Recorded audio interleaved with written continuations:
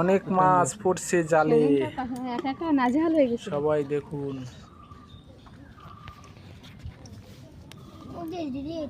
চুপ।